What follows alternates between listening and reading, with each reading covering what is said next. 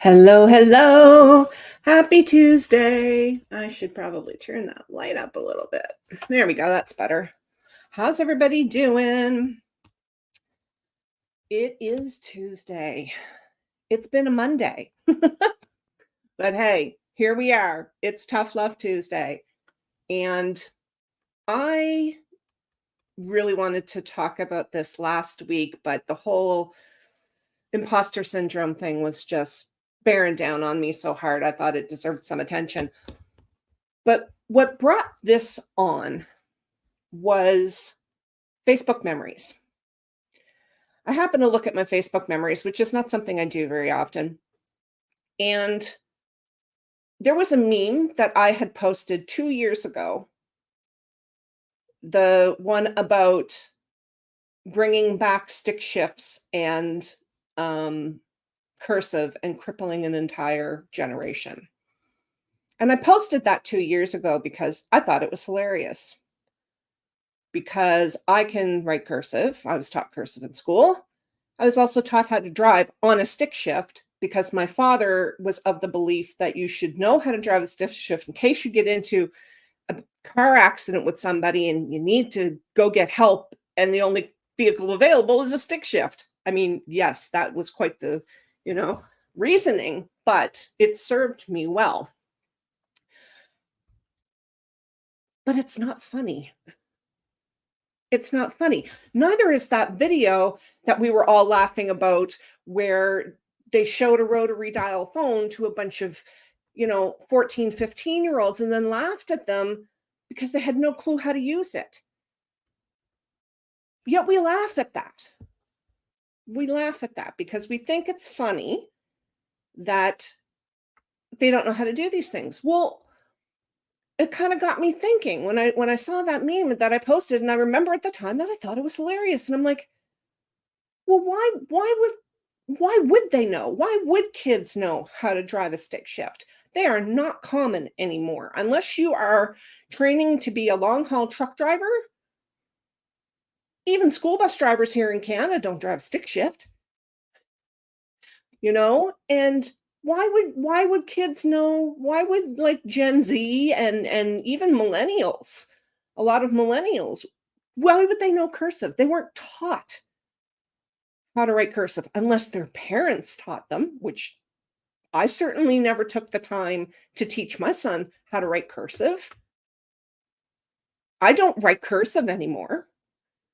I write a mishmash of cursive and print, and yet we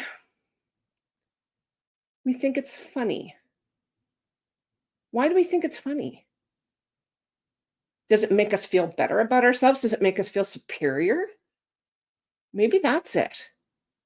Because I can guarantee that, our parents went through the same thing with their parents. Like when I was growing up, harem pants were the thing. Thank you, MC Hammer. Right? And I wasn't allowed to wear them because I was told that they looked stupid. Never owned a pair. Wanted them desperately, wanted them. They look so comfy. They are so comfy because I wore some that belonged to a friend of mine one time, and they're so super comfy. But I can also guarantee you that my parents got told by their parents that bell bottoms look stupid. Why do we do this? Why do we do this to our kids? Yolanda, I'm 66 and I don't know how to drive a stick. There you go, right? It's not common. It's not common. Elizabeth's saying she's 25 and was taught cursive in school, but that's not a common thing. That is certainly not a common thing in Canada. Like I think we really kind of need to be taking good hard looks at why we perpetuate that behavior. It's about cycle breaking, in my opinion, because like I said, I know bloody well that my mom and my dad both wore bell bottoms. I remember I was born in the early 70s. I remember bell bottoms. I wore them. And I know that they were told by the generation that came before them how stupid they looked. just like I was told how stupid hair and pants looked. So we perpetuate this, only it's gotten worse because of social media. It's gotten way worse because there are people who have channels here on YouTube that all they do is make fun of people, because that's what it boils down to. We're making fun of people. And you don't like to be made fun of. I don't like to be made fun of. So why are we doing it to somebody who doesn't even know how to do the thing that we're making fun of them for because we never taught them? Right? Why make fun of a kid who doesn't know how to use a rotary dial phone when that's the first time they've ever seen one?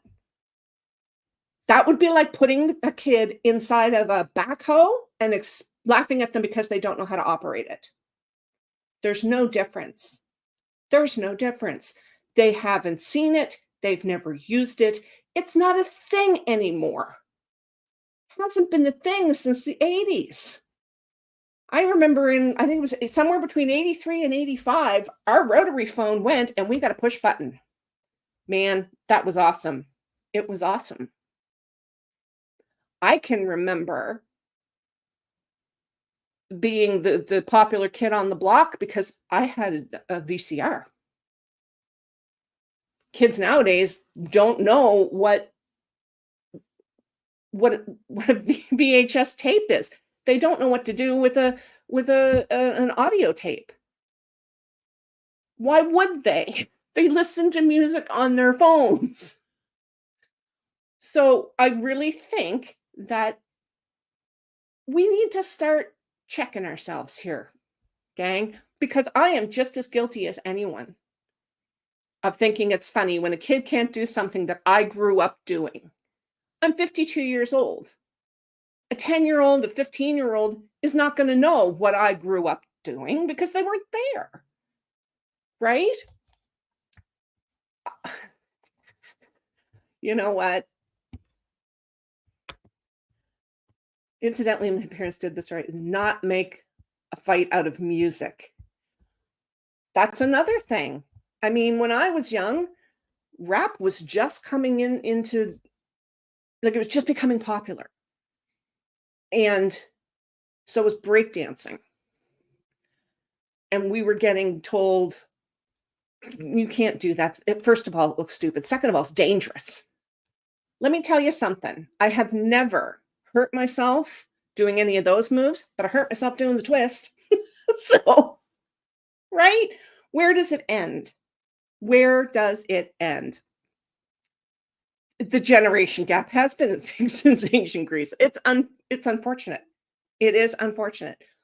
But I really do think that we can stop ourselves from treating the kids like that. And everybody says, oh, the kids are so sensitive nowadays. No, they're not. They're just sick of taking our crap. They're sick of, yes, they get offended easily, but they get offended easily because they're being made fun of. At every twist and turn, these kids are being made fun of. It's not any way to treat another human being. And with the world being the dumpster fire that it is, we need to start treating each other a little bit more on the nice side. We certainly need to stop making fun of people for things that they don't even know how to do, can't do. Why bother doing? Rotary phones are not like bell bottoms. They're not going to come back in style. Right? So, this is my challenge to you. The next time you see one of those memes or a video, at the very least, do not share it. Do not repost it because it's not funny. It's really just not. And I think you know deep in your heart that it's not. Put yourself in the kid's shoes, the person who's the target of that, put yourself in their shoes. Would you like for somebody to be making fun of you about this particular thing that, Now, I'm not saying go into the comments and, start a war, because you can't, arguing with idiots on the internet gets you nowhere. All it does is get you high blood pressure. So, don't bother doing that. But at the very least, do not share it. That is the only way that we can stop this cycle, is to stop perpetuating it. Stop doing to this new generation, stop doing to them what the older generations did to us. We look at the adults now and it's okay, boomer. The younger kids, they'll come up with a name for us. Guaranteed they're going to come up with a name for us if we keep treating them the way we were treated. So let's stop. When you consider the world we're leaving these kids, let's at least be nice about it. Because I know I'm guilty. I'm guilty of laughing at those things. I'm guilty at sharing those things. And when that popped up and I saw that I had shared that 2 years ago, I thought, man, was I really that big of a jerk? And then I realized, yeah, I was. I was, because I shared it. That lumped me in with all of the rest of the jerks. And I didn't like the way that made me feel. And I certainly can't imagine how it would make my son feel, or my nephews, or, the half a dozen young men and women from that age group that I have adopted over the years, to see me sharing something like that and then have them think, boy, I guess she doesn't think as much of me as I thought she did. What a horrible thing for a young person to think. What a horrible thing.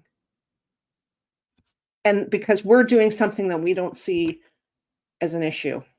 But I am here to tell you right now, that is an issue. So